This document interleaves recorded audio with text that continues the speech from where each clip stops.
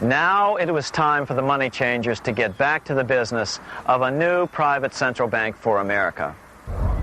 During the early 1900s, men like J.P. Morgan led the charge.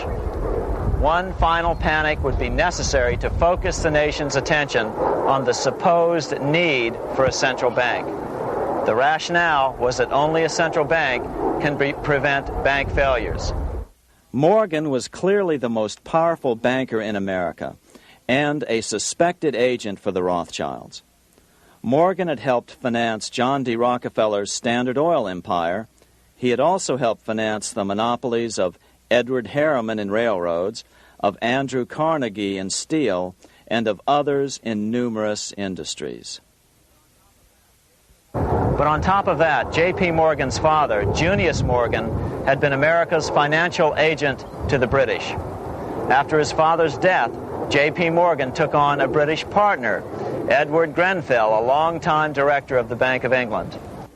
In fact, upon Morgan's death, his estate contained only a few $1,000,000. The bulk of the securities most people thought he owned were, in fact, owned by others. In 1902, President Theodore Roosevelt allegedly went after Morgan and his friends by using the Sherman Antitrust Act to try to break up their industrial monopolies. Actually, Roosevelt did very little to interfere in the growing monopolization of American industry by the bankers and their surrogates. For example, Roosevelt supposedly broke up the Standard Oil monopoly, but it wasn't really broken at all. It was merely divided into 7 corporations, all still controlled by the Rockefellers. The public was aware of this thanks to political cartoonists like Thomas Nast, who referred to the bankers as the Money Trust. By 1907, the year after Teddy Roosevelt's re-election, Morgan decided it was time to try for a central bank again. Using their combined financial muscle, Morgan and his friends were secretly able to crash the stock market. Thousands of small banks were vastly overextended. Some had reserves of less than 1% thanks to the fractional reserve principle. Within days, bank runs were commonplace across the nation. Now Morgan stepped into the public arena and offered to prop up the faltering American economy by supporting failing banks with money he manufactured out of nothing. It was an outrageous proposal, far worse than even fractional reserve banking, but Congress let him do it. Morgan manufactured $200 million worth of this completely reserveless private money and bought things with it, paid for services with it, and sent some of it to his branch banks to lend out at interest. His plan worked. Soon, the public regained confidence in money in general and quit hoarding their currency. But as a result, banking power was further consolidated into the hands of a few large banks. By 1908, the panic was over, and Morgan was hailed as a hero by the president of Princeton University, a man by the name of Woodrow Wilson.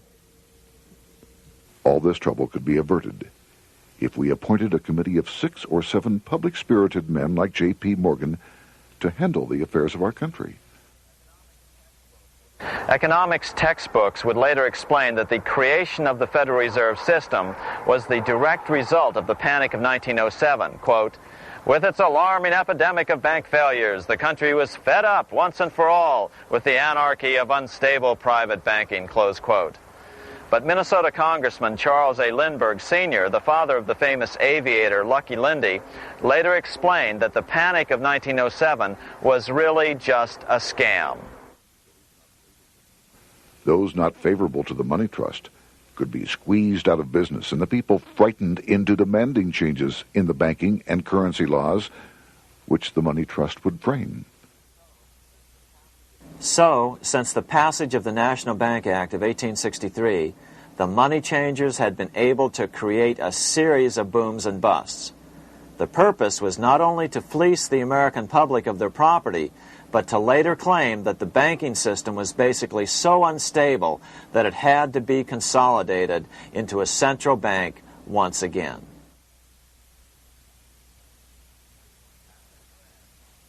After the crash, Teddy Roosevelt, in response to the panic of 1907, signed into law a bill creating something called the National Monetary Commission. The commission was to study the banking problem and make recommendations to Congress. Of course, the commission was packed with Morgan's friends and cronies. The chairman was a man named Senator Nelson Aldrich from Rhode Island. Aldrich represented the Newport, Rhode Island homes of America's richest banking families. His daughter married John D. Rockefeller, Jr., and together they had 5 sons: John, Nelson, who would become vice president in 1974, Lawrence, Winthrop, and David, the head of the Council on Foreign Relations and former chairman of Chase Manhattan Bank. As soon as the National Monetary Commission was set up, Senator Aldrich immediately embarked on a 2-year tour of Europe, where he consulted at length with the private central bankers in England, France, and Germany. The total cost of his trip alone to the taxpayers was $300,000, an astronomical sum in those days. Shortly after his return, on the evening of November 22, 1910, some of the wealthiest and most powerful men in America boarded Senator Aldrich's private rail car and in the strictest secrecy journeyed to this place, Jekyll Island, off the coast of Georgia. With the group came Paul Warburg. Warburg had been given a $500,000 per year salary to lobby for the passage of a privately owned central bank in America by the investment firm Kuhn, Loeb and Company. Warburg's partner in this firm was a man named Jacob Schiff, the grandson of the man who shared the Greenshield house with the Rothschild family in Frankfurt. Schiff, as we'll find out later, was in the process of spending $20 million to finance the overthrow of the Tsar in Russia. These 3 European banking families, the Rothschilds, the Warburgs, and the Schiffs, were interconnected by marriage down through the years, just as their American banking counterparts, the Morgans, Rockefellers, and Aldriches were. Secrecy was so tight that all 7 primary participants were cautioned to use only first names to prevent servants from learning their identities. Years later, one participant, Frank Vanderlip, president of National City Bank of New York and a representative of the Rockefeller family, confirmed the Jekyll Island trip in a February 9, 1935 edition of the Saturday Evening Post. I was as secretive, indeed as furtive as any conspirator. Discovery, we knew, simply must not happen, or else all our time and effort would be wasted. If it were to be exposed that our particular group had got together and written a banking bill, that bill would have no chance whatever of passage by Congress. The participants came here to figure out how to solve their major problem, how to bring back a privately owned central bank. But there were other problems that needed to be addressed as well. First of all, the market share of the big national banks was shrinking fast. In the first 10 years of the century, the number of U.S. banks had more than doubled to over 20,000. By 1913, only 29% of all banks were national banks, and they held only 57% of all deposits. As Senator Aldrich later admitted in a magazine article, before passage of this act, the New York bankers could only dominate the reserves of New York. Now, we are able to dominate the bank reserves of the entire country. Therefore, something had to be done to bring these new banks under their control. As John D. Rockefeller put it, quote, "Competition is sin," close quote. Secondly, the nation's economy was so strong that corporations were starting to finance their expansions out of profits instead of taking out huge loans from large banks. In the first 10 years of the new century, 70% of corporate funding came from profits. In other words, American industry was becoming independent of the money changers, and that trend had to be stopped. All the participants knew that these problems could be hammered out into a workable solution. but perhaps their biggest problem was a public relations problem, the name of the new bank. That discussion took place right here in this room, one of the many conference rooms in this sprawling hotel, today known as the Jekyll Island Club Hotel.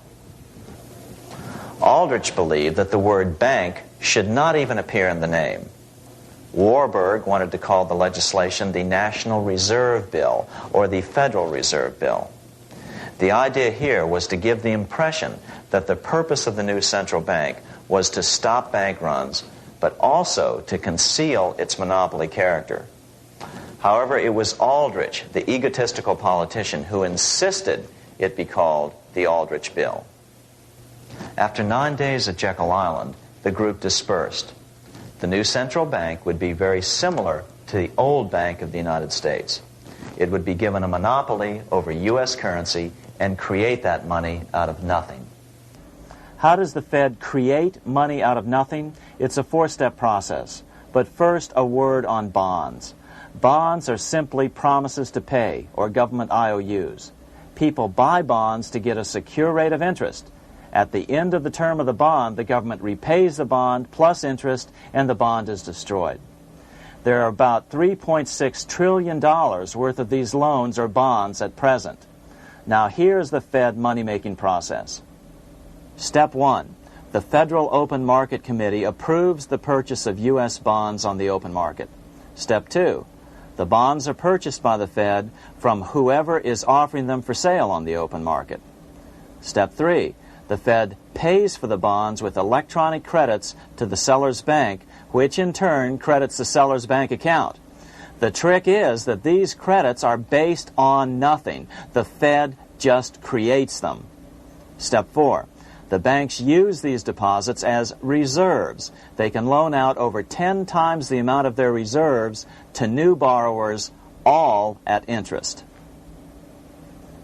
In this way, a Fed purchase of, say, $1 million worth of bonds gets turned into over $10 million in bank accounts. The Fed, in effect, creates 10% of this totally new money, and the banks create the other 90%. To reduce the amount of money in the economy, the process is just reversed. The Fed sells bonds to the public, and the money flows out of the purchaser's local bank. Loans must be reduced by 10 times the amount of the sale. So, a Fed sale of $1 million in bonds results in $10 million less money in the economy. So how does this benefit the bankers whose representatives huddled at Jekyll Island? First, it totally misdirected banking reform efforts from proper solutions. Second, it prevented a proper debt-free system of government finance, like Lincoln's greenbacks, from making a comeback. The bond-based system of government finance forced on Lincoln after he created greenbacks was now cast in stone.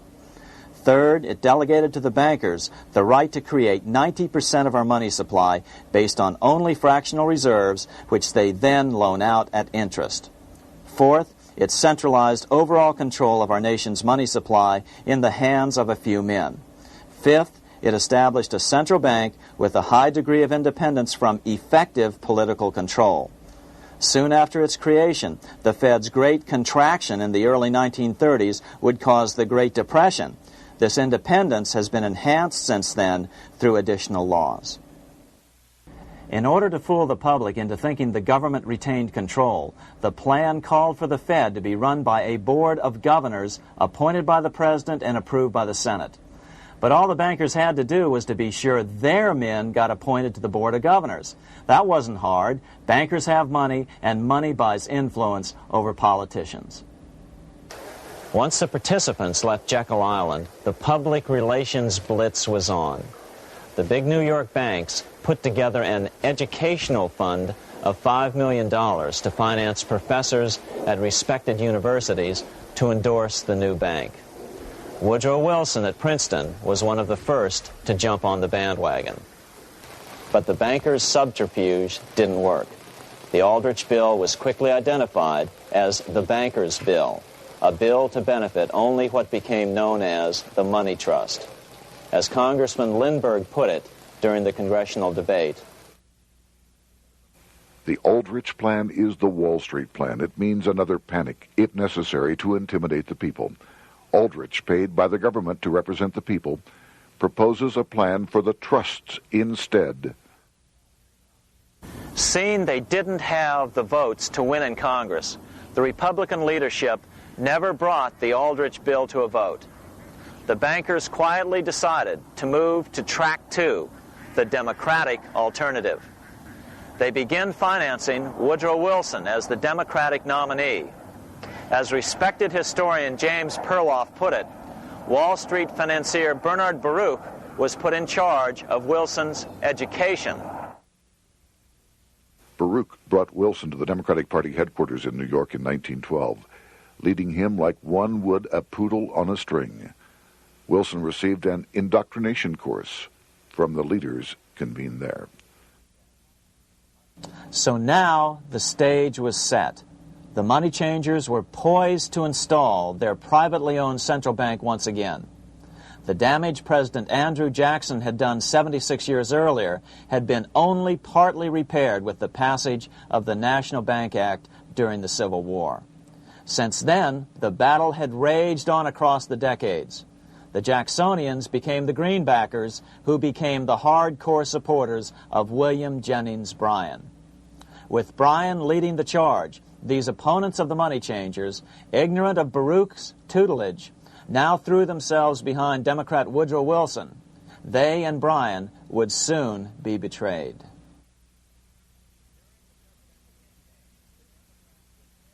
During the presidential campaign, the Democrats were careful to pretend to oppose the Aldrich bill. As Representative Lewis McFadden, himself a Democrat, as well as chairman of the House Banking and Currency Committee, explained it 20 years after the fact. The Aldrich bill was condemned in the platform. When Woodrow Wilson was nominated, the men who ruled the Democratic Party promised the people that if they were returned to power, there would be no central bank established here while they held the reins of government. 13 months later, that promise was broken, and the Wilson administration, under the tutelage of those sinister Wall Street figures who stood behind Colonel House, established here in our free country the worm-eaten, monarchical institution of the King's Bank, to control us from the top downward and to shackle us from the cradle to the grave. Once Wilson was elected, Morgan, Warburg, Baruch, and company advanced a new plan, which Warburg named the Federal Reserve System. The Democratic leadership hailed the new bill, called the Glass-Owen Bill, as something radically different from the Aldrich Bill. But in fact, the bill was virtually identical in every important detail. In fact, so vehement were the Democratic denials of similarity that Paul Warburg, the father of both bills, had to step in to reassure his paid friends in Congress that the two bills were virtually identical. Brushing aside the external differences affecting the shells, we find the kernels of the two systems very closely resembling and related to one another. But that admission was for private consumption only. Publicly, the money trust trotted out Senator Aldrich and Frank Vanderlip, the president of Rockefeller's National City Bank of New York and one of the Jekyll Island Seven, to oppose the new Federal Reserve System. Years later, however, Vanderlip admitted in the Saturday Evening Post that the two measures were virtually identical. Although the Aldrich Federal Reserve Plan was defeated when it bore the name Aldrich, nevertheless, its essential points were all contained in the plan that finally was adopted. As Congress neared a vote, they called Ohio attorney Alfred Crozier to testify. Crozier noted the similarities between the Aldrich bill and the Glass-Owen bill. The bill grants just what Wall Street and the big banks for 25 years have been striving for: private instead of public control of currency. It, the Glass-Owen bill, does this as completely as the Aldrich bill. Both measures rob the government and the people of all effective control over the public's money and vest in the banks exclusively the dangerous power to make money among the people scarce or plenty. During the debate on the measure, senators complained that the big banks were using their financial muscle to influence the outcome. "There are bankers in this country who are enemies of the public welfare," said one senator. What an understatement. Despite the charges of deceit and corruption, the bill was finally snuck through the Senate on December 22, 1913, after most senators had left town for the holidays, after having been assured by the leadership that nothing would be done until long after the Christmas recess. On the day the bill was passed, Congressman Lindbergh prophetically warned his countrymen that this act establishes the most gigantic trust on earth. When the President signs this bill, the invisible government by the monetary power will be legalized. The people may not know it immediately, but the day of reckoning is only a few years removed. The worst legislative crime of the ages is perpetrated by this banking bill. On top of all this, only weeks earlier, Congress had finally passed a bill legalizing income tax. Why was the income tax law important? Because bankers finally had in place a system which would run up a virtually unlimited federal debt. How would the interest on this debt be repaid? Never mind the principal. Remember, a privately owned central bank creates the principal out of nothing. The federal government was small then. Up to then, it had subsisted merely on tariffs and excise taxes. No, just as with the Bank of England, the interest payments had to be guaranteed by direct taxation of the people. The money changers knew that if they had to rely on contributions from the states, eventually the individual state legislatures would revolt and either refuse to pay the interest on their own money or at least bring political pressure to bear to keep the debt small. It is interesting to note that in 1895, the Supreme Court had found a similar income tax law to be unconstitutional. The Supreme Court even found a corporate income tax law unconstitutional in 1909. As a result, Senator Aldrich hustled a bill for a constitutional amendment allowing income tax through the Congress. The proposed 16th Amendment to the Constitution was then sent to the state legislatures for approval. But some critics claim that the 16th Amendment was never ratified by the necessary 3/4 of the states. In other words, the 16th Amendment may not be legal.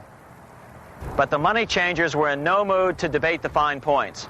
By October of 1913, Senator Aldrich had hustled the income tax bill through Congress.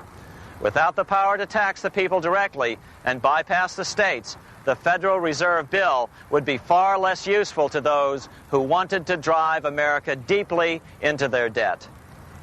A year after the passage of the Federal Reserve Bill, Congressman Lindbergh explained how the Fed created what we have come to call the business cycle and how they use it to their advantage.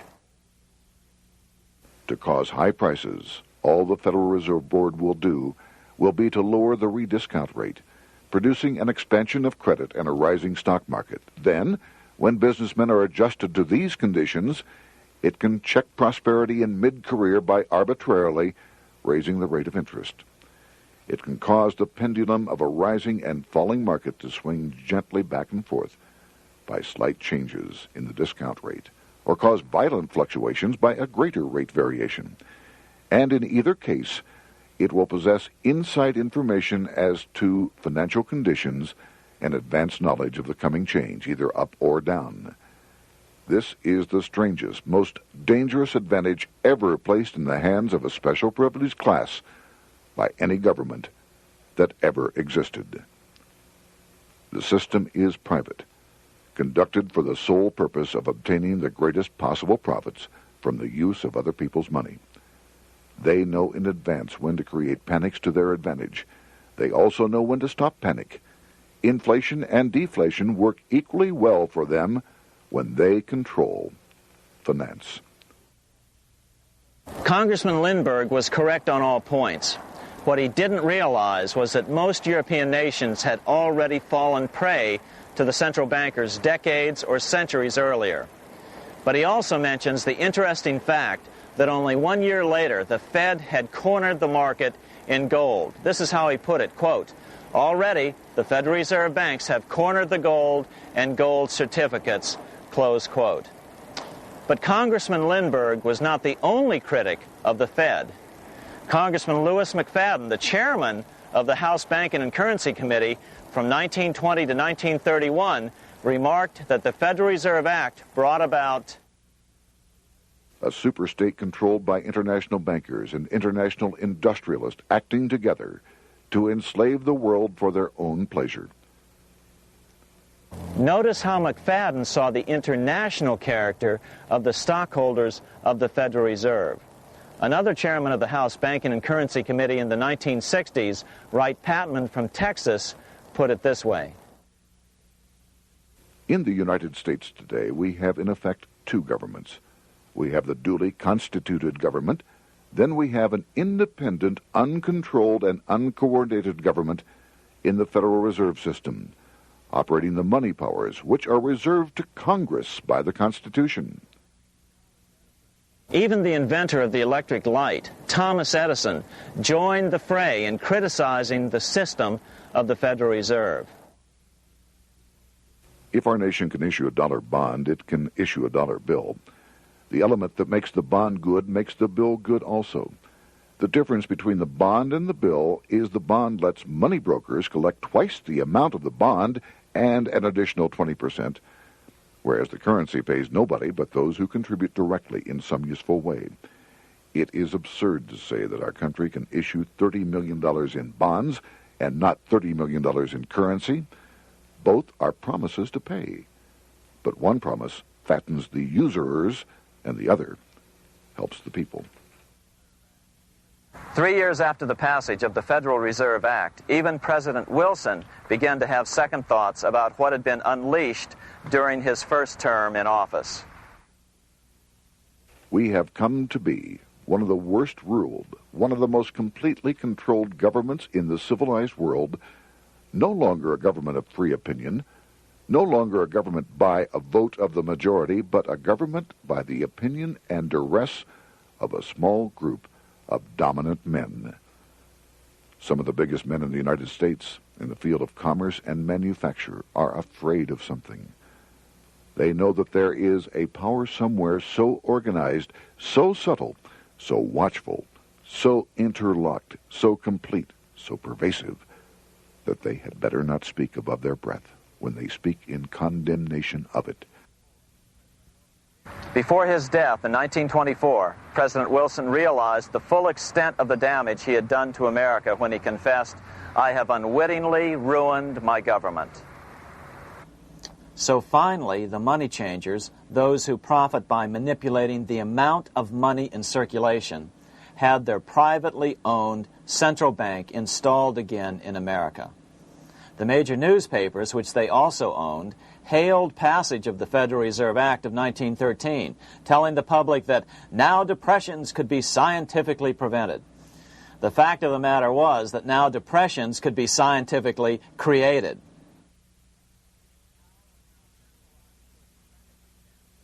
Power was now centralized to a tremendous extent. Now it was time for a war, a really big war. In fact, the First World War. Of course, to the central bankers, the political issues of war don't matter nearly as much as the profit potential, and nothing creates debts like warfare. England was the best example at that time. During the 119-year period between the founding of the Bank of England and Napoleon's defeat at Waterloo, England had been at war for 56 years, and much of the remaining time she'd been preparing for war. In World War I, the German Rothschilds loaned money to the Germans, the British Rothschilds loaned money to the British, and the French Rothschilds loaned money to the French. In America, J.P. Morgan was the sales agent for war materials to both the British and the French. In fact, 6 months into the war, Morgan became the largest consumer on earth, spending $10 million a day. His offices here at 23 Wall Street were mobbed by brokers and salesmen trying to cut a deal. In fact, it got so bad that the bank had to post guards at every door and at the partners' homes as well. Many other New York bankers made out as well from the war. President Wilson appointed Bernard Baruch to head the War Industries Board. According to historian James Perloff, both Baruch and the Rockefellers profited by some $200 million during the war. But profits were not the only motive. There was also revenge. The money changers never forgave the czars for their support of Lincoln during the Civil War. Also, Russia was the last major European nation to refuse to give in to the privately owned central bank scheme. 3 years after World War I broke out, the Russian Revolution toppled the Tsar and installed the scourge of communism. Jacob Schiff of Kuhn Loeb and Company bragged from his deathbed that he had spent $20 million towards the defeat of the Tsar. Money was funneled from England to support the revolution as well. Why would some of the richest men in the world financially back communism, the system that was openly vowing to destroy the so-called capitalism that made them wealthy? Researcher Gary Allen explained it this way. If one understands that socialism is not a share the wealth program, but is in reality a method to consolidate and control the wealth, then the seeming paradox of super-rich men promoting socialism becomes no paradox at all. Instead, it becomes logical, even the perfect tool of power-seeking megalomaniacs. Communism, or more accurately socialism, is not a movement of the downtrodden masses, but of the economic elite. As W. Cleon Skousen put it in his 1970 book, The Naked Capitalist, power from any source tends to create an appetite for additional power. It was almost inevitable that the super-rich would one day aspire to control not only their own wealth, but the wealth of the whole world. To achieve this, they were perfectly willing to feed the ambitions of the power-hungry political conspirators who were committed to the overthrow of all existing governments and the establishments of a central worldwide dictatorship. but what if these revolutionaries get out of control and try to seize power from the super-rich? After all, it was Mao Zedong who in 1938 stated his position concerning power. Political power grows out of the barrel of a gun. The Wall Street, London axis elected to take the risk. The master planners attempted to control revolutionary communist groups by feeding them vast quantities of money when they obeyed and contracting their money supply or even financing their opposition if they got out of control. Lenin began to understand that although he was the absolute dictator of the new Soviet Union, he was not pulling the financial strings. Someone else was silently in control. The state does not function as we desired. The car does not obey. A man is at the wheel and seems to lead it, but the car does not drive in the desired direction. It moves as another force wishes.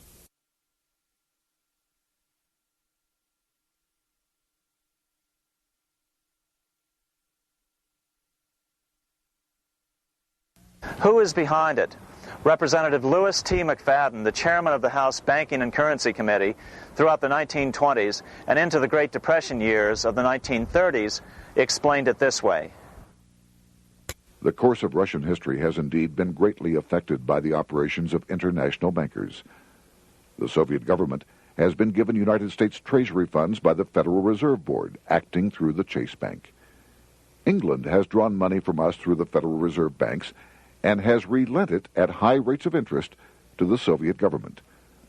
The Dnipro Dam was built with funds unlawfully taken from the United States Treasury by the corrupt and dishonest Federal Reserve Board and the Federal Reserve banks. In other words, the Fed and the Bank of England, at the behest of the international bankers who controlled them, were creating a monster, one which would fuel 7 decades of unprecedented communist revolution, warfare, and most importantly, debt. In case you think there's some chance that the money changers got communism going and then lost control, in 1992, the Washington Times reported that Russian President Boris Yeltsin was upset that most of the incoming foreign aid was being siphoned off, quote, straight back into the coffers of Western banks in debt service, close quote. No one in his right mind would claim that a war as large as World War I had a single cause. Wars are complex things with many causative factors. But on the other hand, it would also be equally foolish to ignore as a prime cause of World War I those who would profit the most from the war. The role of the money changers is no wild conspiracy theory. They had a motive, a short-ranged, self-serving motive, as well as a long-range political motive of advancing totalitarian governments, with the money changers maintaining the financial clout to control whatever politician might emerge as the leader. Next, we'll see what the money changers' ultimate political goal is for the world.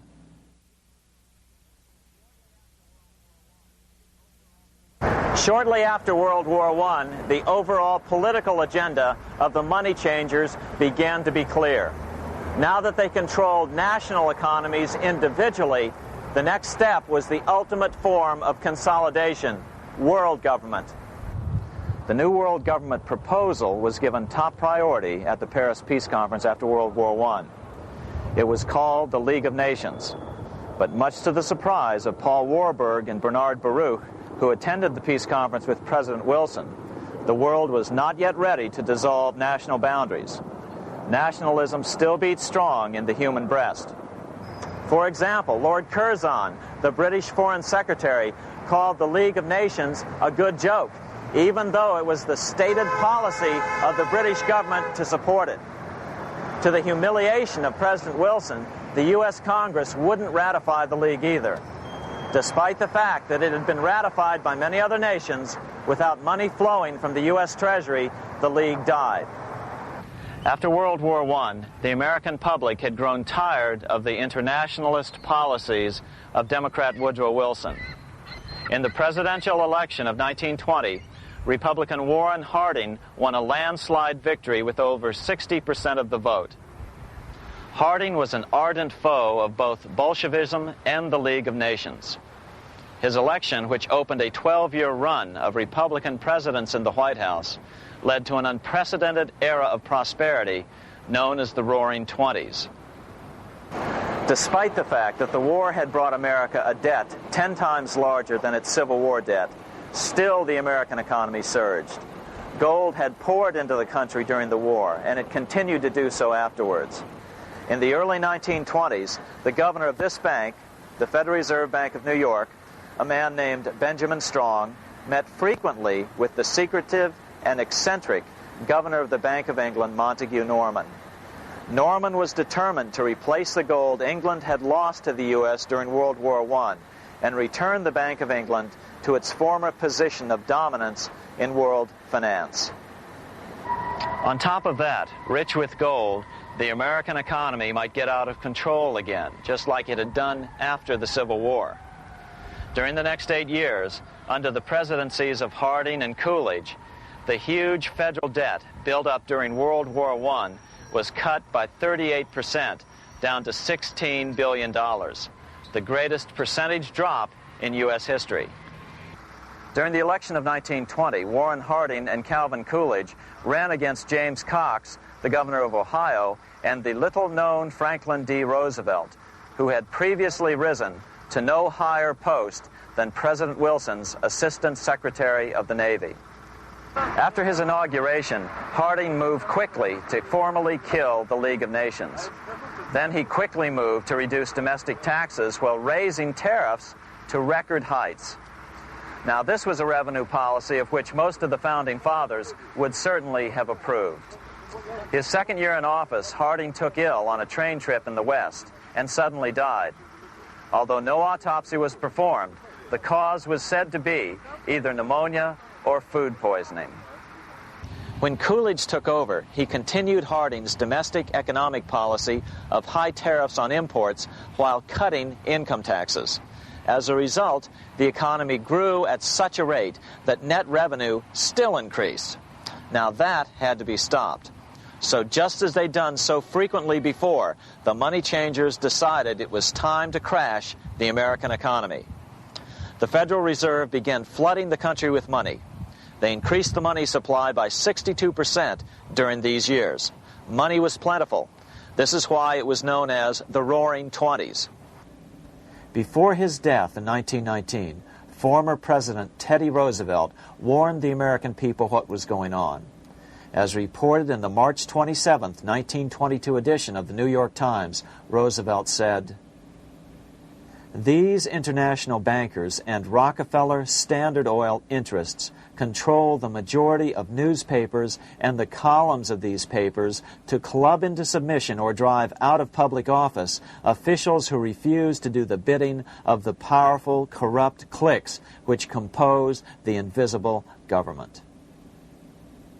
Just one day before, in the New York Times, the mayor of New York, John Hylan, quoted Roosevelt and blasted those he saw as taking control of America, its political machinery, and its press. The warning of Theodore Roosevelt has much timeliness today, for the real menace of our republic is this invisible government which, like a giant octopus, sprawls its slimy length over city, state, and nation. It seizes in its long and powerful tentacles our executive officers, our legislative bodies, our schools, our courts, our newspapers, and every agency created for the public protection. To depart from mere generalizations, let me say that at the head of this octopus are the Rockefeller Standard Oil interest and a small group of powerful banking houses generally referred to as the international bankers. The little coterie of powerful international bankers virtually run the United States government for their own selfish purposes. They practically control both parties, write political platforms, make cat's paws of party leaders, use the leading men of private organizations, and resort to every device to place in nomination for high public office only such candidates as will be amenable to the dictates of corrupt big business. These international bankers and Rockefeller Standard Oil interests control the majority of newspapers and magazines in this country.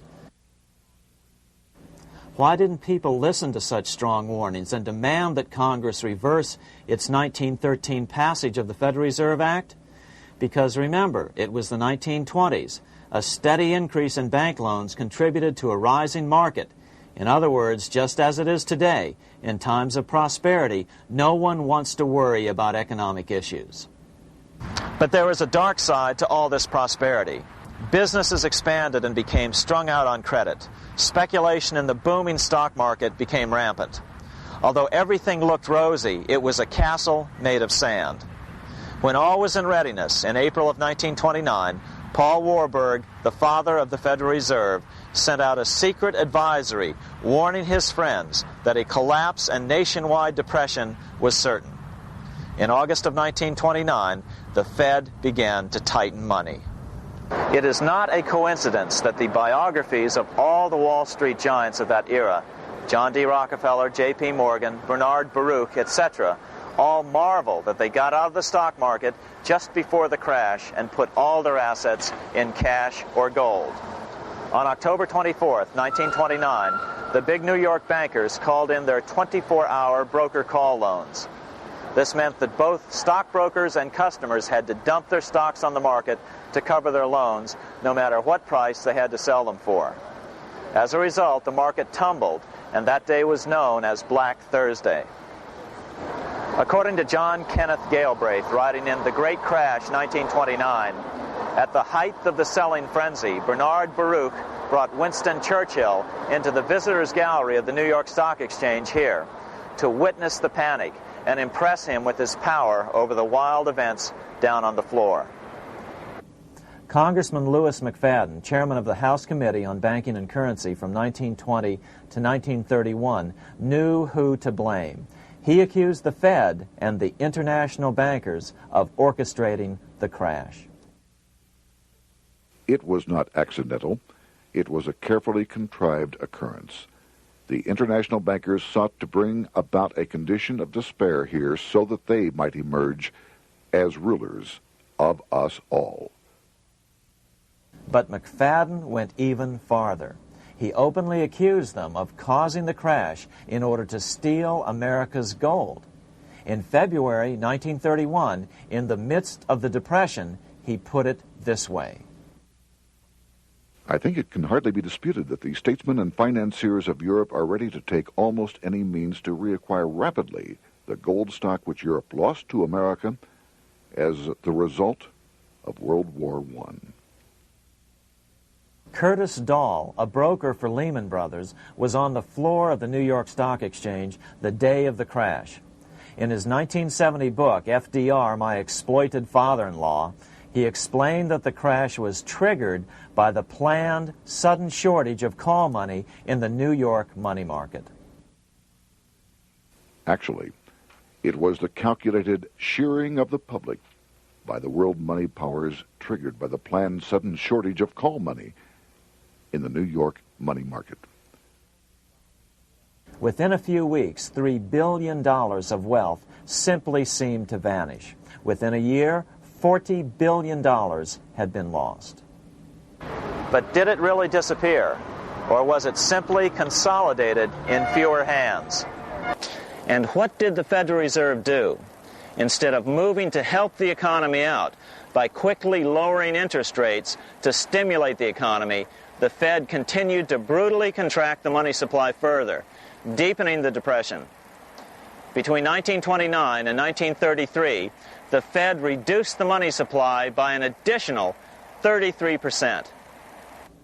Although most Americans have never heard that the Fed was the cause of the Depression, this is well known among top economists.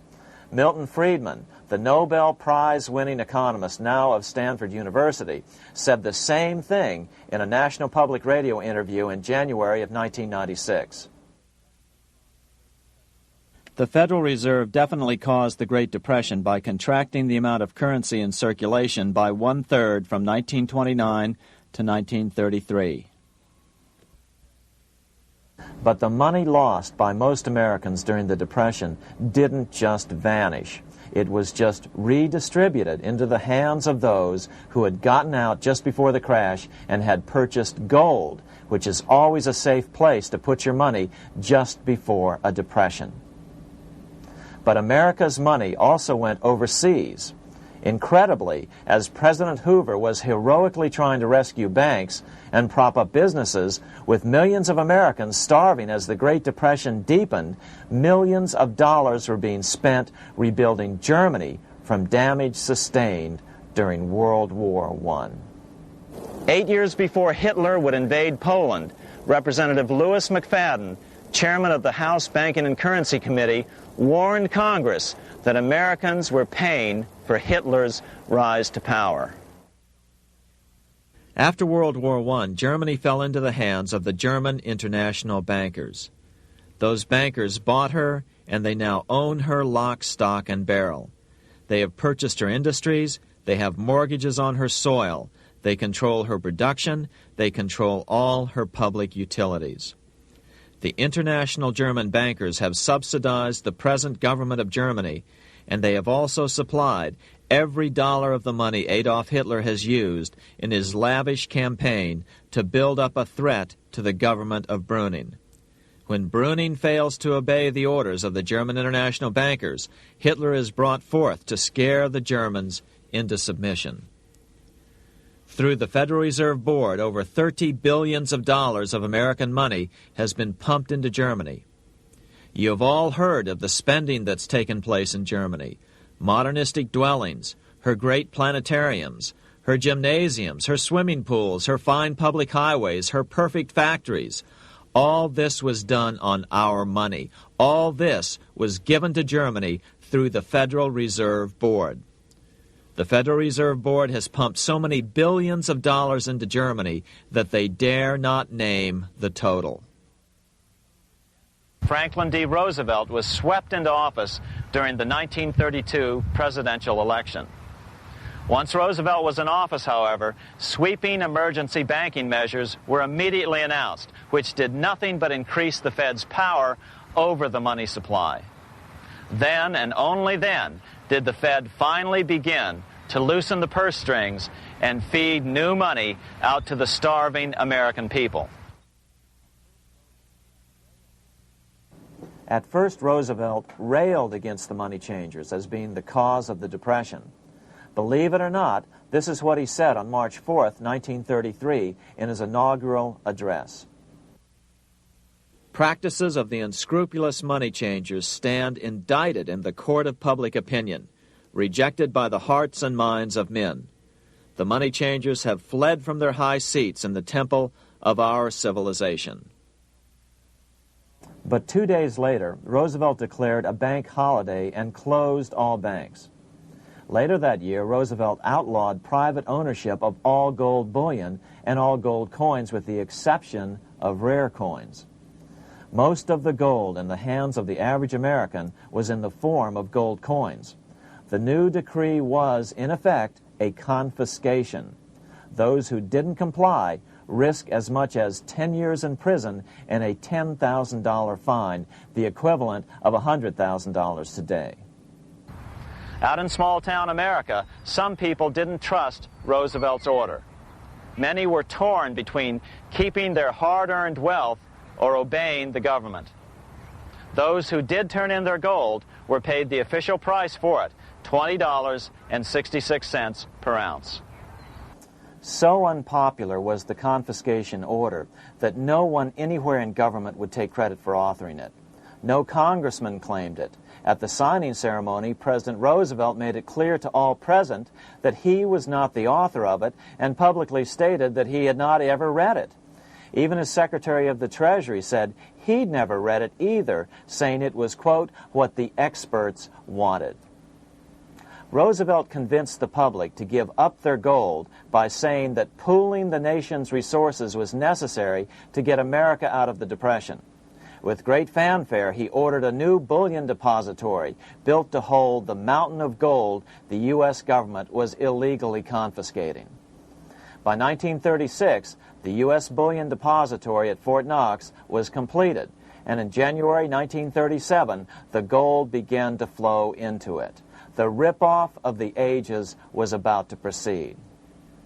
In 1935, once the gold had all been turned in, the official price of gold was suddenly raised to $35 per ounce. But the catch was, only foreigners could sell their gold at the new higher price.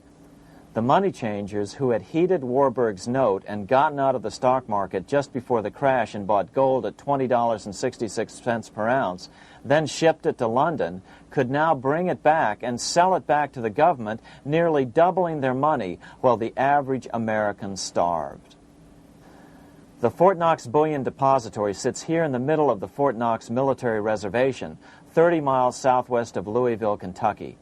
This was as close as we were permitted to get to the depository despite years of letters from members of Congress to allow our film crew inside. The 4-acre grounds immediately surrounding the building are guarded by an electrified steel fence, an open moat, and 4 machine-gun-armed guard pillboxes at the structure's corners. When the gold began arriving on January 13, 1937, there was unprecedented security. Thousands of official guests watched the arrival of a 9-car train from Philadelphia, guarded by armed soldiers, postal inspectors, Secret Servicemen, and guards from the U.S. Mint. It was all great theater. America's gold supply from across the land had been pooled, supposedly for the public benefit, and then safely tucked into Fort Knox. But all that security would soon be breached by the government itself. Now the stage was set for a really big war, one which would pile up debt far beyond that of World War I. For example, in 1944 alone, the U.S. national income was only $183 billion, yet $103 billion was spent on the war. This was 30 times the spending rate during World War I. In fact, the American taxpayer picked up 55% of the total Allied cost of the war. But equally important, virtually every nation involved in World War II greatly multiplied their debt. In the U.S., for example, federal debt went from $43 billion in 1940 up to $257 billion in 1950, an increase of 598%. Between 1940 and 1950, Japanese debt swelled 1,348%. French debt grew 583%, and Canadian debt soared 417%. After the war, the world was now divided into two economic camps: communist command economies on the one hand versus monopoly capitalists on the other, set to fight it out in one perpetual and highly profitable arms race. It was finally time for the central bankers to embark in earnest on their three-step plan to centralize the economic systems of the entire world and finally bring about their global government or New World Order. The phases of this plan were: Step 1, central bank domination of national economies worldwide. Step 2, centralize regional economies through organizations such as the European Monetary Union and regional trade unions such as NAFTA. Step 3, centralize the world economy through a world central bank, a world money, and ending national independence through abolition of all tariffs by treaties like GATT. Step 1 was completed long ago. Steps 2 and 3 are far advanced, nearing completion. What about gold? Among central banks, the largest holder of gold is now the IMF. It and central banks now control 2/3 of the world's gold supply, giving them the ability to manipulate the gold market. Remember the money changer's golden rule: he who has the gold makes the rules. But before we get into solutions to our problem, let's take a look at what happened to all that gold in Fort Knox. Because if we don't understand that the gold has been stolen, we'll allow ourselves to be stampeded into the wrong solution: a gold-backed currency. Most Americans still believe that the gold is still here at Fort Knox. At the end of World War II, Fort Knox contained over 700 million ounces of gold, an incredible 70% of all the gold in the world. How much remains? No one knows. Despite the fact that federal law requires an annual physical audit of Fort Knox gold, the Treasury has consistently refused to conduct one. The truth is that a reliable audit of whatever remains here has not been conducted since President Eisenhower ordered one in 1953. Where did America's gold in Fort Knox go? Over the years, it was sold off to European money changers at the $35 per ounce price. Remember, this was during a time when it was illegal for Americans to buy any of their own gold from Fort Knox. In fact, there was a very infamous case where the Firestone family set up a string of dummy corporations to purchase Fort Knox gold and keep it in Switzerland, never hitting U.S. shores. They were eventually caught, however, and successfully prosecuted. Finally, by 1971, all the pure gold had been secretly removed from Fort Knox, drained back to London.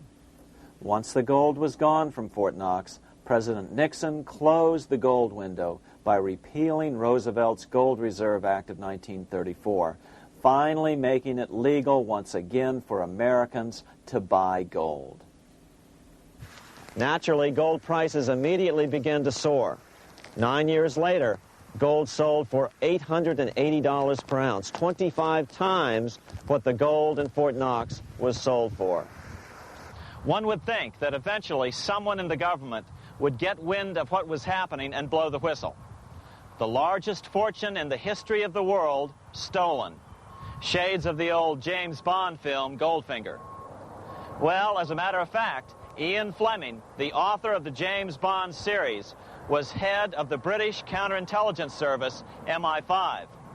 Some believe in the intelligence community that he wrote much of his fiction as a warning, as many authors of fiction do. If the removal of all the good delivery gold from Fort Knox can be viewed as a deliberate raid on the U.S. Treasury, then such an operation might well have been years in the making, namely 40 years. Certainly enough time for Fleming to get wind of it and try to prevent it. So just how did the story of the Fort Knox gold robbery get out? It all started with an article in a New York periodical in 1974. The article charged that the Rockefeller family was manipulating the Federal Reserve to sell off Fort Knox gold at bargain basement prices to anonymous European speculators. 3 days later, the anonymous source of the story, Louise Auchincloss Boyer, mysteriously fell to her death from the window of her 10th floor apartment in New York. How would Mrs. Boyer have known of the Rockefeller connection to the Fort Knox gold heist? She was the longtime secretary of Nelson Rockefeller. For the next 14 years, this man, Ed Durrell, a wealthy Ohio industrialist, devoted himself to a quest for the truth concerning the Fort Knox gold. He wrote thousands of letters to over 1,000 government and banking officials, trying to find out how much gold was really left and where the rest of it had gone. Edith Roosevelt, the granddaughter of President Teddy Roosevelt, questioned the actions of the government in a March 1975 edition of the New Hampshire Sunday News. Allegations of missing gold from our Fort Knox vaults are being widely discussed in European financial circles.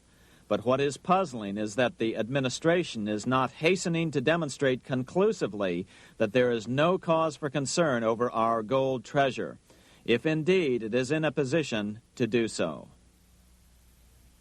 Unfortunately, Ed Durrell never did accomplish his primary goal, a full audit of the gold reserves in Fort Knox. It's incredible that the world's greatest treasure has had little accounting or auditing. This gold belonged to the American people, not the Federal Reserve and their foreign owners. One thing is certain, the government could blow all of this speculation away in a few days with a well-publicized audit under the searing lights of media cameras. It has chosen not to do so. One must conclude that they are afraid of the truth such an audit would reveal. What is the government so afraid of? Here's the answer. When President Ronald Reagan took office in 1981, his conservative friends urged him to study the feasibility of returning to a gold standard as the only way to curb government spending. It sounded like a reasonable alternative, so President Reagan appointed a group of men called the Gold Commission to study the situation and report back to Congress. What Reagan's Gold Commission reported back to Congress in 1982 was the following shocking revelation concerning gold. The U.S. Treasury owned no gold at all. All the gold that was left in Fort Knox was now owned by the Federal Reserve, a group of private bankers, as collateral against the national debt. The truth of the matter is that never before has so much money been stolen from the hands of the general public and put into the hands of a small group of private investors, the money changers.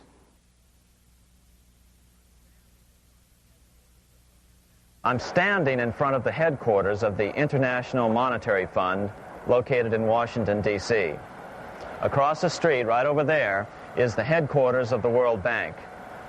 What are these organizations and who controls them? And most importantly, are they about to create a huge worldwide depression? Let us step back in time for a moment to the aftermath of World War I. People were tired of war, so under the guise of peacemaking, the international bankers devised a plan to consolidate power even further. Claiming only an international government would stem the tide of world wars, the money changers pushed forward a proposal for world government which stood on three legs. A world central bank to be called the Bank of International Settlements, a world judiciary to be called the World Court located in The Hague, the Netherlands, and a world executive and legislature to be called the League of Nations. As President Clinton's mentor, Georgetown historian Carroll Quigley wrote in his 1966 book, Tragedy and Hope, the powers of financial capitalism had a far-reaching plan, nothing less than to create a world system of financial control in private hands, able to dominate the political system of each country and the economy of the world as a whole. This system was to be controlled in a feudalistic fashion by the central banks of the world, acting in concert by secret agreements arrived at in frequent meetings and conferences. The apex of the system was to be the Bank for International Settlements in Bâle, Switzerland, a private bank owned and controlled by the world central banks, which were themselves private corporations. Each central bank sought to dominate its government by its ability to control treasury loans, to manipulate foreign exchanges, to influence the level of economic activity in the country, and to influence cooperative politicians by subsequent economic rewards in the business world. Despite intense pressure from the international bankers and the press, a handful of U.S. senators, led by Senator Henry Cabot Lodge, kept the U.S. out of these schemes. Without U.S. participation, the League was doomed. Incredibly, even though the U.S. rejected the World Central Bank, the BIS, the New York Federal Reserve ignored its government and arrogantly sent representatives to Switzerland to participate in the central bankers' meeting right up until 1994, when the U.S. was finally officially dragged into it. Their world government schemes thwarted, the bankers resorted to the old formula: another war to wear down the resistance to world government while reaping handsome profits. To this end, Wall Street helped resurrect Germany through the Thyssen banks, which were affiliated with the Harriman interest in New York, just as the Chase Bank had assisted in the financing of the Bolshevik Revolution in Russia during World War I. Chase Bank was controlled by the Rockefeller family. Subsequently, it was merged with Warburg's Manhattan Bank to form the Chase Manhattan Bank. Now this has merged with Chemical Bank of New York, making it the largest Wall Street bank. Their strategy worked. Even before World War II was over, world government was back on track.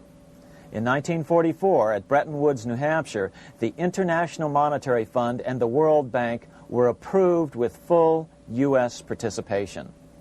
The Second League of Nations, renamed the United Nations, was approved in 1945. Soon, a new international court system was functioning as well. All effective opposition to these international bodies before the war had evaporated in the heat of war, just as planned. These new organizations simply repeated on a world scale what the National Banking Act of 1864 and the Federal Reserve Act of 1913 had established in the U.S.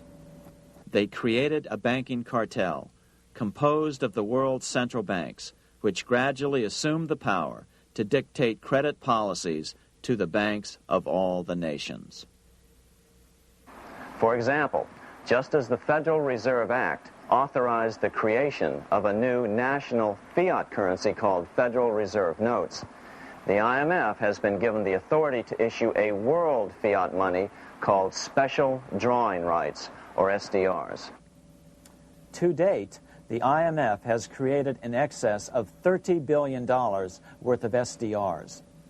Member nations are being pressured to make their currencies fully exchangeable for SDRs. In 1968, Congress approved laws authorizing the Fed to accept SDRs as reserves in the U.S. and to issue Federal Reserve notes in exchange for SDRs. What does that mean? It means that in the U.S., SDRs are already a part of our lawful money. And what about gold? SDRs are already partially backed by gold. And with 2/3 of world gold now in the hands of central banks, the money changers can go about structuring the world's economic future in whichever way they deem most profitable. Keep in mind, just as the Fed is controlled by its Board of Governors, the IMF is controlled by its Board of Governors, which are either the heads of the different central banks or the heads of the various national treasury departments dominated by their central banks. Voting power in the IMF gives the U.S. and the UK, that is to say the Fed and the Bank of England, effective control. Just as the Fed controls the amount of money in the U.S., the BIS, IMF, and World Bank control the money supply for the world. So we see the repetition of the old goldsmith's fraud replicated on the national scale with central banks like the Fed and on the international scale by the three arms of the World Central Bank. Is this organization of the BIS, the IMF, and the World Bank, which we refer to collectively as the World Central Bank, presently expanding and contracting world credit? Yes. Regulations put into effect in 1988 by the BIS required the world's bankers to raise their capital and reserves to 8% of liabilities by 1992. Increased capital requirements put an upper limit to the fractional reserve lending, similar to the way cash reserve requirements do. What has this seemingly insignificant regulation made in a Swiss city 8 years ago meant to the world? It means our banks cannot loan more and more money to buy more and more time before the next depression, as a maximum loan ratio is now set. It means those nations with the lowest bank reserves in their systems have already felt the terrible effects of this credit contraction as their banks scrambled to raise money to increase their reserves to 8%. To raise the money, they had to sell stocks, which depressed their stock markets and began the depression first in their countries. Japan, which in 1988 had among the lowest capital and reserve requirements and thus was the most affected by the regulation, has experienced a financial crash which began almost immediately in 1989, which has wiped out a staggering 50% of the value of its stock market since 1990 and 60% of the value of its commercial real estate. The Bank of Japan has lowered its interest rates to 0.5%, practically giving away money to resurrect the economy, but still the depression worsens. Due to the $20 billion U.S. bailout of Mexico, the financial collapse in that nation is already known here. Yet despite the bailout, the economy continues to be a disaster. One huge debt after another is rolled over as new loans are being made simply to enable Mexico to pay the interest on the old loans. In the south of Mexico, the poor have been in open revolt as every spare peso is being siphoned out of the country to make interest payments. It is important to note that a radical transfer of power is taking place as nations become subservient to a supranational world central bank controlled by a handful of the world's richest bankers. As the IMF creates more and more SDRs by the stroke of a pen on IMF ledgers, more and more nations borrow them to pay interest on their mounting debts and gradually fall under the control of the faceless bureaucrats of the World Central Bank. As the worldwide depression worsens and spreads, this will give the World Central Bank the power of economic life and death over these nations. It will decide which nations will be permitted to receive further loans and which nations will starve. Despite all the rhetoric about development and the alleviation of poverty, the result is a steady transfer of wealth from the debtor nations to the money changers' central banks which control the IMF and the World Bank. For example, in 1992, the Third World debtor nations, which borrowed from the World Bank, paid $198 million more to the central banks of the developed nations for World Bank-funded purposes than they received from the World Bank. All this increases their permanent debt in exchange for temporary relief of poverty caused by prior borrowings. Already, these repayments exceed the amount of the new loans. By 1992, Africa's external debt had reached $290 billion, 2.5 times greater than in 1980, resulting in skyrocketing infant mortality rates and unemployment, deterioration of schools, housing, and the general health of the people. The entire world faces the immeasurable suffering already destroying the Third World and now Japan, all for the benefit of the money changers. As one prominent Brazilian politician put it, "The Third World War has already started. It is a silent war, not for that reason any less sinister. The war is tearing down Brazil, Latin America, and practically all the Third World. Instead of soldiers dying, there are children. It is a war over the Third World debt, one which has as its main weapon interest, a weapon more deadly than the atom bomb, more shattering than a laser beam."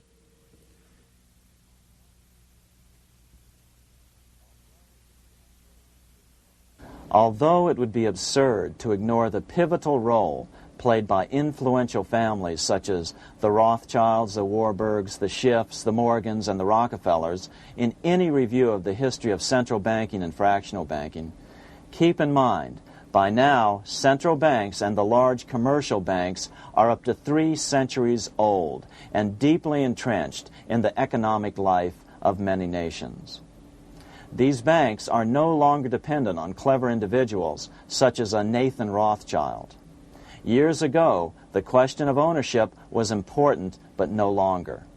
For example, both the Bank of England and the Bank of France were nationalized after World War II, and nothing changed, nothing at all. They endure and continue to grow, now protected by numerous laws, paid politicians, and mortgaged media, untouched by the changing of generations. 3 centuries have given them an aura of respectability. The old school tie is now worn by the 6th generation son, who's been raised in a system that he may never question, as he is named to serve on the governing boards of countless philanthropic organizations. To focus attention today on individuals or families, or to attempt to sort out the current holders of power, serves little useful purpose and would be a distraction from the cure. The problem is far bigger than that. It is the corrupt banking system that was and is being used to consolidate vast wealth into fewer and fewer hands that is our current economic problem. Change the names of the main players now, and the problem will neither go away nor even miss a beat. Likewise, among the hordes of bureaucrats working in the World Bank, central banks, and international banks, only a tiny fraction have any idea of what's really going on. No doubt they'd be horrified to learn that their work is contributing to the terrible impoverishment and gradual enslavement of mankind to a few incredibly rich plutocrats. So really, there's no use in emphasizing the role of individuals anymore. And the problem even transcends the normal spectrum of political right and left. Both communism and socialism, as well as monopoly capitalism, have been used by the money changers. Today, they profit from either side of the new political spectrum. The big government, welfare state on the so-called left wing versus the neoconservative, laissez-faire capitalists who want big government totally out of their lives on the right wing. Either way, the bankers win. Monetary reform is the most important political issue facing this nation. That clarified, let's proceed to the conclusions in the spirit Lincoln declared, with malice towards none, with charity towards all. At the start of this video, we ask a number of troubling questions. Let's be sure we've answered them. What's going on in America today? Why are we over our heads in debt? Why can't the politicians bring debt under control? Why are we over our heads in debt? Because we're laboring under a debt money system that is designed and controlled by private bankers. Now, some will argue that the Federal Reserve System is a quasi-governmental agency. But the President appoints only 2 of the 7 members of the Federal Reserve Board of Governors every 4 years. And he appoints them to 14-year terms, far longer than his own.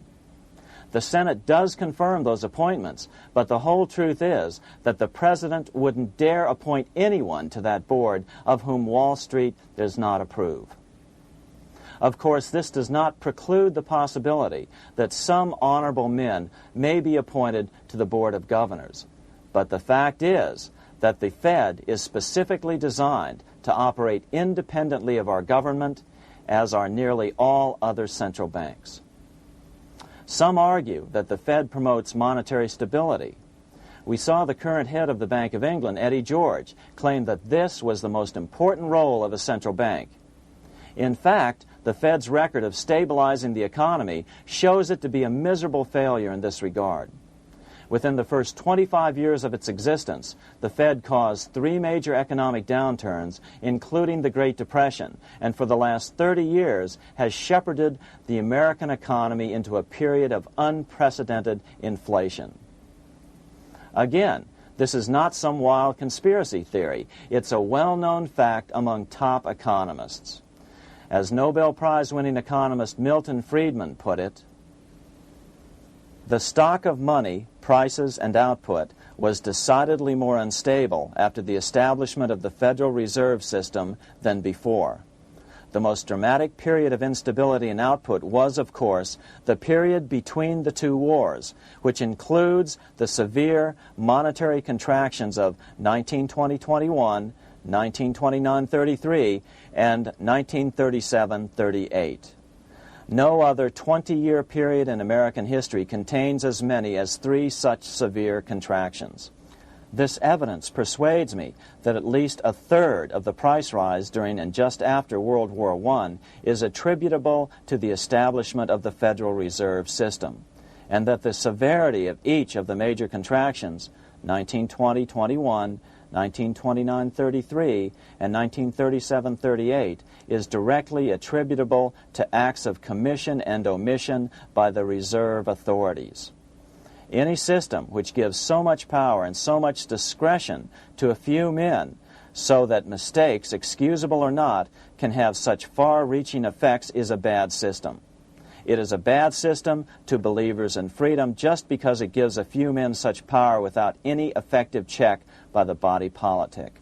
This is the key political argument against an independent central bank. To paraphrase Clemenceau, money is much too serious a matter to be left to the central bankers. We must learn from our history before it is too late. Why can't politicians control the federal debt? Because all our money is created out of debt. Again, it's a debt money system. Our money is created initially by the purchase of U.S. bonds. The public buys bonds like savings bonds, the banks buy bonds, foreigners buy bonds, and when the Fed wants to create more money in the system, it buys bonds, but pays for them with a simple bookkeeping entry which it creates out of nothing. Then this new money, created by the Fed, is multiplied by a factor of 10 by the banks thanks to the fractional reserve principle. So although the banks don't create currency, they do create checkbook money or deposits by making new loans. They even invest some of this created money. In fact, over $1 trillion of this privately created money has been used to purchase U.S. bonds on the open market, which provides the banks with roughly $50 billion in interest, risk-free, each year, less the interest they pay to some depositors. In this way, through fractional reserve lending, banks create over 90% of the money and therefore cause over 90% of our inflation. What can we do about all this? Fortunately, there's a way to fix the problem fairly easily, speedily, and without any serious financial problems. We can get our country totally out of debt in 1 to 2 years by simply paying off these U.S. bonds with debt-free U.S. notes, just like Lincoln issued. Of course, that by itself would create tremendous inflation, since our currency is presently multiplied by the fractional reserve banking system. But here's the ingenious solution, advanced in part by Milton Friedman, to keep the money supply stable and avoid inflation and deflation while the debt is retired. As the Treasury buys up its bonds on the open market with U.S. notes, the reserve requirements of your hometown local bank will be proportionally raised, so the amount of money in circulation remains constant. As those holding bonds are paid off in U.S. notes, they will deposit this money, thus making available the currency then needed by the banks to increase their reserves. Once all the U.S. bonds are replaced with U.S. notes, banks will be at 100% reserve banking instead of the fractional reserve system currently in use. From this point on, the former Fed buildings will only be needed as a central clearinghouse for checks and as vaults for U.S. notes. The Federal Reserve Act will no longer be necessary and could be repealed. Monetary power can be transferred back to the Treasury Department. There would be no further creation or contraction of money by banks. By doing it this way, our national debt can be paid off in a single year or so, and the Fed and fractional reserve banking abolished without national bankruptcy, financial collapse, inflation or deflation, or any significant change in the way the average American goes about his business. To the average person, the primary difference would be that for the first time since the Federal Reserve Act was passed in 1913, taxes would begin to go down. Now there's a real national blessing for you, rather than for Hamilton's banker friends. Now let's take a look at these proposals in more detail. Here are the main provisions of a Monetary Reform Act which needs to be passed by Congress. We've drafted a proposed Monetary Reform Act which follows at the end of this tape. Of course, variations with the same results would be equally welcome. 1. Pay off the debt with debt-free U.S. notes. As Thomas Edison put it, if the U.S. can issue a dollar bond, it can issue a dollar bill. They both rest purely on the faith and credit of the United States government. This amounts to a simple substitution of one type of government obligation for another. One bears interest, the other doesn't. Federal Reserve notes could be used for this as well, but could not be printed after the Fed's abolished as we propose, so we suggest using U.S. notes instead. 2. Abolish fractional reserve banking. As the debt is paid off, the reserve requirements of all banks and financial institutions would be raised proportionally at the same time to absorb the new U.S. notes, which would be deposited and become the bank's increased reserves. Towards the end of the first year of the transition period, the remaining liabilities of financial institutions would be assumed or acquired by the U.S. government in a one-time operation. In other words, they too would eventually be paid off with debt-free U.S. notes in order to keep the total money supply stable. At the end of the first year or so, all of the national debt would be paid, and we could start enjoying the benefits of full reserve banking. The Fed would be obsolete, an anachronism. 3. Repeal the Federal Reserve Act of 1913 and the National Banking Act of 1864. These acts delegate the money power to a private banking monopoly. They must be repealed, and the money power handed back to the Department of Treasury, where they were initially under President Abraham Lincoln. No banker or person in any way affiliated with financial institutions should be allowed to regulate banking. After the first two reforms, these acts would serve no useful purpose anyway, since they relate to a fractional reserve banking system. 4. Withdraw the U.S. from the IMF, the BIS, and the World Bank. These institutions, like the Federal Reserve, are designed to further centralize the power of the international bankers over the world's economy, and the U.S. must withdraw from them. Their harmless functions, such as currency exchange, can be accomplished either nationally or in new organizations limited to those functions. Such a monetary reform act would guarantee that the amount of money in circulation would stay very stable, causing neither inflation nor deflation. Remember, for the last 3 decades, the Fed has doubled the American money supply every 10 years. That fact and fractional reserve banking are the real causes of inflation and the reduction in our buying power, a hidden tax.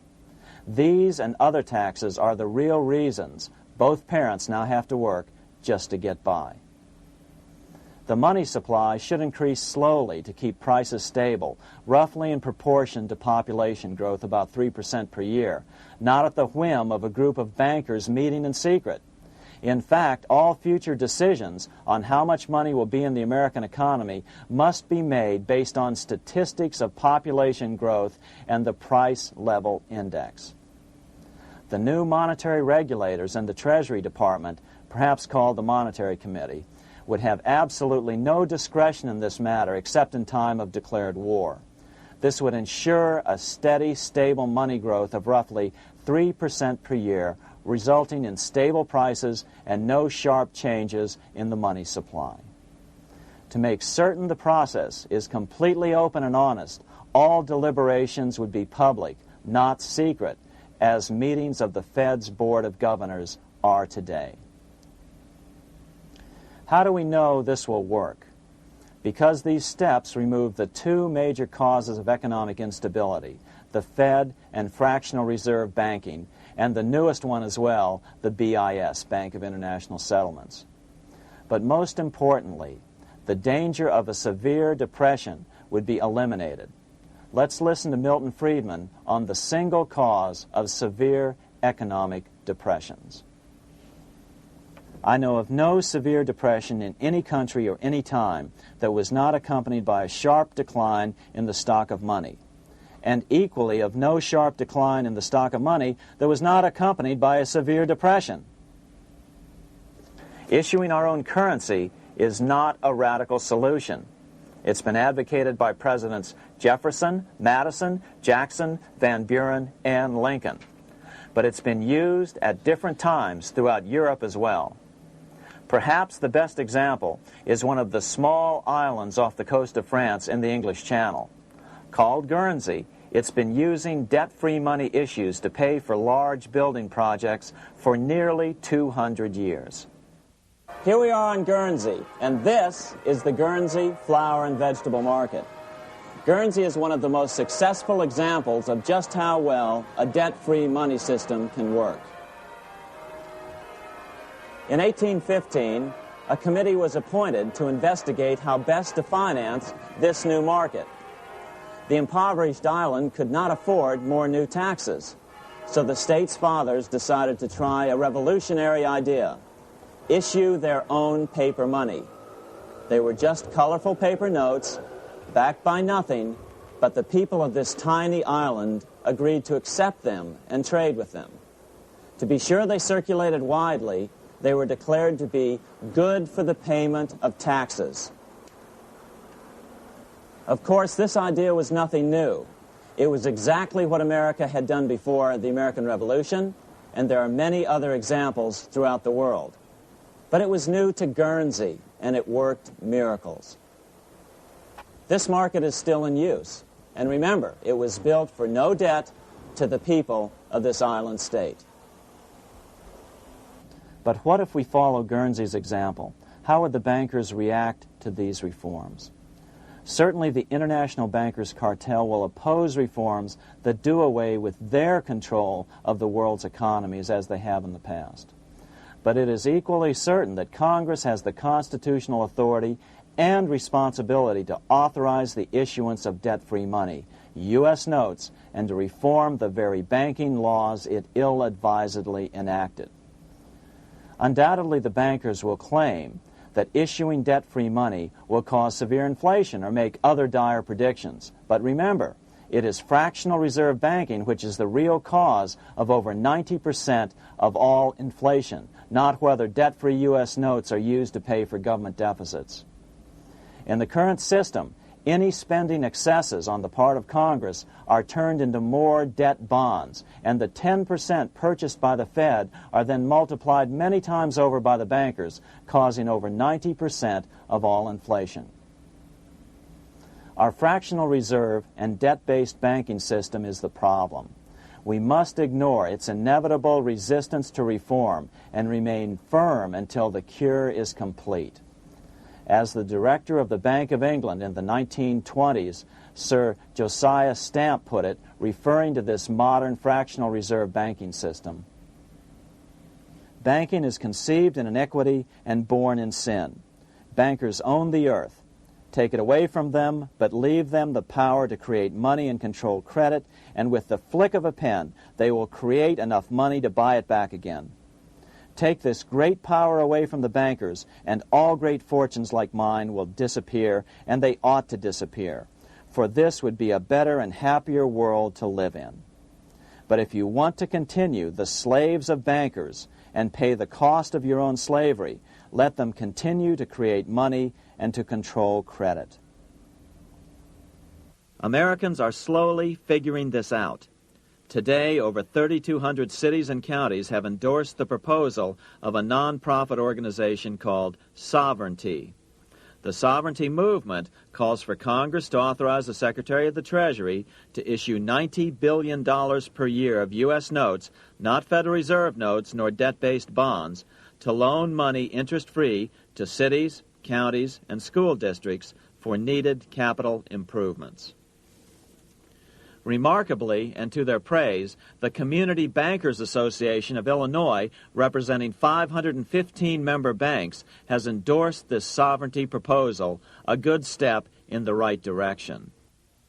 As Milton Friedman has repeatedly pointed out, no severe depression can occur without a severe contraction of money. In our system, only the Fed, the Bank of International Settlements, with U.S. bankers' cooperation, or a combination of the largest Wall Street banks could cause a depression. In other words, our economy is so huge and resilient, a depression just can't happen by accident. Unless we reform our banking system, they will always have that power. They can pull the plug on our economy anytime they choose. The only solution is to abolish the Fed and the fractional reserve banking system and withdraw from the BIS. Only that will break the power of the international bankers over our economy. And keep in mind, a stock market crash itself cannot cause a severe depression. Only the severe contraction of our money supply can cause a severe depression. The stock market crash of 1929 only wiped out market speculators, mostly the small to medium ones, resulting in $3 billion in wealth changing hands. But it served as a smokescreen for a 33% contraction in credit by the Fed over the next 4 years, which resulted in over $40 billion in wealth from the American middle class being transferred to the big banks. Then, despite impotent howls of protest from a divided Congress, the independent Fed kept the money supply contracted for a full decade. Only World War II ended the terrible suffering the Fed inflicted on the American people. In a depression, the remaining wealth of the debt-burdened American middle class will be wiped out by unemployment, declining wages, and the resulting foreclosures. If we start to act to reform our monetary system, the money changers may do what they did in 1929 and then the 1930s, crash the stock market and use that as a smokescreen while contracting the money supply. But if we're determined to fight to regain control over our money, we can come out of it fairly quickly, perhaps in only a very few months, as U.S. notes begin to circulate and replace the money withdrawn by the bankers. The longer we wait, the greater the danger we'll permanently lose control of our nation. But some still wonder why the international bankers would want to cause a depression. Wouldn't that be killing the goose that is currently laying all those golden interest eggs? Remember what Larry Bates said at the first of this videotape. You see, in periods of economic upheaval, in economic crisis, wealth is not destroyed. It is merely transferred. Do we have any hints as to what the money changers have in store for us? Here's what David Rockefeller, the chairman of Chase Manhattan Bank, the largest Wall Street bank, had to say. We are on the verge of a global transformation. All we need is the right major crisis and the nation will accept the New World Order. So, crisis is needed to fulfill their plans quickly. The only question is when the crisis will occur. Fortunately, we probably have a little time. It's unlikely that this crisis will occur before the 1996 elections, but after that, the danger begins rising. But whether or not they decide to cause a crash or a depression through relentless increases in taxes and the loss of hundreds of thousands of jobs being sent overseas thanks to trade agreements such as GATT and NAFTA, the American middle class is an endangered species. Cheaper labor, including slave labor in Red China, which Harry Wu has heroically documented, is being used to compete with American labor. In other words, money is being consolidated in fewer and fewer hands as never before in the history of this nation or the world.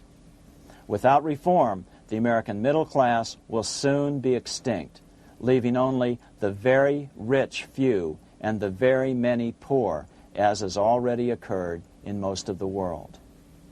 We've been warned of all this by congressmen, presidents, industrialists, and economists down through the years. Religious leaders, too, have seen the danger. About 1898, during the time of William Jennings Bryan, Pope Leo XIII put it this way: on the one side, there is the party which holds the power because it holds the wealth, which has in its grasp all labor and all trade, which manipulates for its own benefit and its own purposes all the sources of supply, and which is powerfully represented in the councils of state itself. On the other side, there is the needy and powerless multitude, sore and suffering. Rapacious usury, which, although more than once condemned by the Church, is nevertheless under a different form, but with the same guilt, still practiced by avaricious and grasping men, so that a small number of very rich men have been able to lay upon the masses of the poor a yoke little better than slavery itself. More recently, during America's Great Depression, Pope Pius XI spoke of the same problem. In our days, not alone is wealth accumulated, but immense power and despotic economic domination is concentrated in the hands of a few. This power becomes particularly irresistible when exercised by those who, because they hold and control money, are able also to govern credit and determine its allotment. For this reason, supplying, so to speak, the lifeblood to the entire economic body, and grasping, as it were, in their hands the very soul of the economy, so that no one dare breathe against their will. Educate your friends. Our country needs a solid group who really understand how our money is manipulated and what the solutions really are. Because if a depression comes, there will be those who call themselves conservatives who will come forward advancing solutions framed by the international bankers.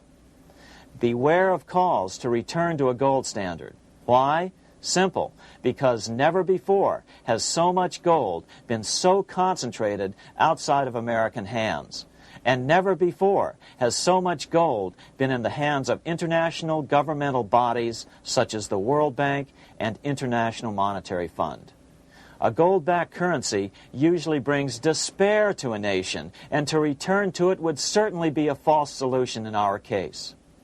Remember, we had a gold-backed currency in 1929 and during the first 4 years of the Great Depression.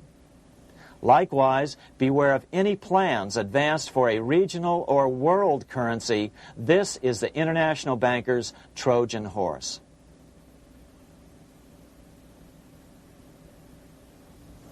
Educate your member of Congress. It only takes a few persuasive members to make the others pay attention. Most congressmen just don't understand the system. Some understand it, but are so influenced by bank-packed contributions that they ignore it, not realizing the gravity of their neglect. We hope we've made a valuable contribution to the national debate on monetary reform. It remains for each man to do his duty, consistent with his state in life. May God give us the light to help reform our nation and ourselves. We say ourselves because ultimately vast multitudes of men are going to be driven more and more to desperation by the accumulation of the world's wealth in fewer and fewer hands. Men will tend to become like their oppressors, selfish and greedy. Rather, let's keep in mind during this period of reform a warning not to lose sight of greater things, as Pope Pius XI put it. For what will it profit men that a more prudent distribution and use of riches make it possible for them to gain even the whole world, if thereby they suffer the loss of their own souls?